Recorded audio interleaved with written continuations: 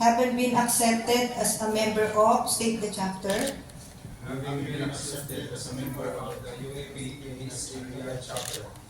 of the United Architects of the Philippines, of the United Architects of the Philippines, do hereby solemnly swear do hereby solemnly swear that I abide in all honesty and integrity that I abide in all honesty and integrity to the best of my ability, to the best of my ability, the duties and responsibilities of being a regular member, the duties and responsibilities of being a regular member, and all others that I may hereafter hold and all others that are in me hereafter hold in the United Architects of the Philippines, in the United Architects of the Philippines,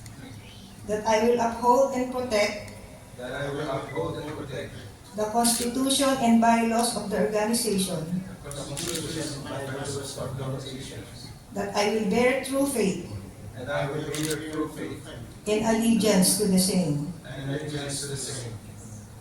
that I will obey and uphold the Architects' Code of Ethics, that I will obey and uphold the ethics of ethics, conducting myself in a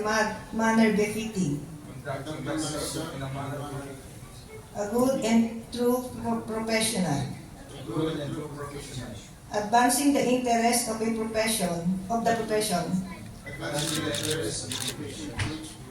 to which we are dedicated, to which we are dedicated, that I will obey the laws and legal orders that I will obey the laws and legal orders promulgated by the duly constituted authorities of the Philippines. promulgated by the duly constituted authorities of the Philippines, And I hereby declare and by the declare that I impose this obligation that I impose these obligations upon myself upon myself without mental reservation without mental reservation or purpose of evasion. or purpose of evasion. So help me God. So help me God.